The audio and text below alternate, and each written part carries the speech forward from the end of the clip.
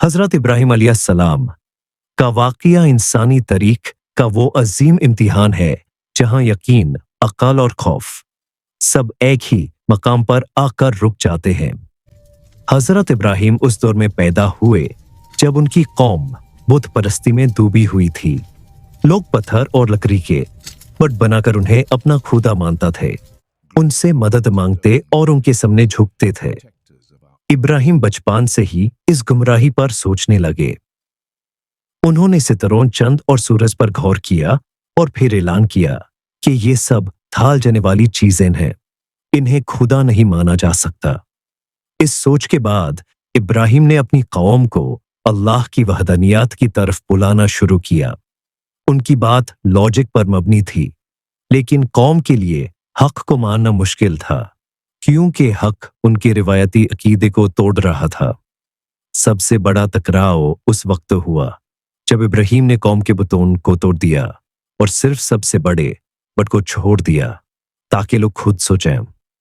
जब कौम वापस आई और बुतों को टूटा हुआ देखा तो गुस्से से भर गई। सब ने एक ही नाम लिया, इब्राहिम। उन्हें दरबार में लाया गया, सवाल किए गए, और जब इब्राहिम ने सच्चाई के साथ जवाब दिया तो कौम और ज्यादा भर्रक थी। यह सिर्फ एक जवान की बगावत नहीं थी, बल्कि शिर्क के निजाम के लिए खुला चैलेंज था। फैसला यह हुआ कि इब्राहिम को सजा दी जाए ताकि कोई और इस तरह हक बोलने की जुर्रत न करे। कौम ने आग जलाने का हुक्म दिया। एक छोटी आग नहीं, बल्कि इतनी अजीम के शहर से लकड़ी जमा की गई। आग इतनी भयानक थी कि उसके करीब जाना मुश्किल था। यह मंजर सिर्फ एक जिस्म को जलाने के लिए नहीं था, बल्कि हक के पैगाम को खत्म करने की कोशिश थी। इब्राहिम को बंधा गया, लोग तमाशा देखने के लिए जमा हुए और हर आंख उस लम्हे की मुंतजिर थी जब यकीन को आग के हवाले किया जाना था। जब हजरत इब्राहिम को आग की तरफ ले जाया जा रहा था तो जाहिरी तौर पर हर चीज खत्म होती नजर आ रही थी। कोई लश्कर मदद के लिए नहीं था, कोई रास्ता भागने का नहीं था, और आग अपनी पूरी शिद्दत के साथ भड़क रही थी। इसी लम्हे इब्राहिम का यकीन अपनी बुलंदी पर था। रिवायत के मुताबिक उस वक्त जिब्रील ने पूछा कि क्या तुम्हें किसी मदद की जरूरत है? तो इब्राहिम का जवाब था, अगर अल्लाह जानता है मेरी हालत तो फिर किसी और से कहना क्या जरूरी है। ये जुमला यकीन की इंतहा है, ऐसा यकीन जहां बंदा अपनी मदद भी अल्लाह के इल्म पर छोड़ देता है। फिर वो लम्हा आया जब इब्राहिम को आग में फेंक दिया गया। कौम को यकीन था कि अब सब खत्म हो गया, लेकिन अल्लाह का हुक्म जाहिरी कानून से बलातर होता है।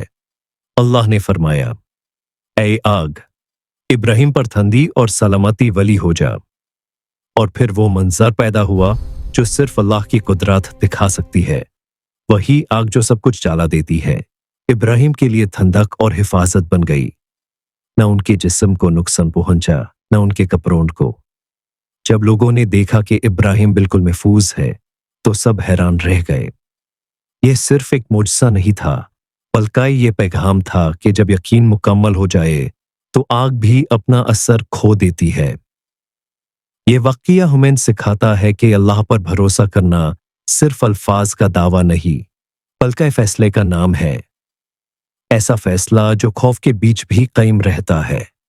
हजरत इब्राहिम ने अपनी जान बचाने के लिए कोई समझौता नहीं किया, हक को छुपाया नहीं और सच के लिए आग में जाना कबूल किया।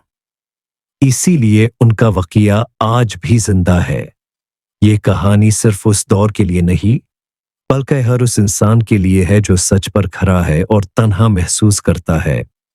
आग और यकीन का ये वाक़या हमें यह यकीन दिलाता है कि जब बंदा अल्लाह पर मुकम्मल भरोसा कर लेता है तो फिर दुनिया की कोई ताकत उसे नुकसान नहीं पहुंचा सकती, चाहे आग ही क्यों ना हो।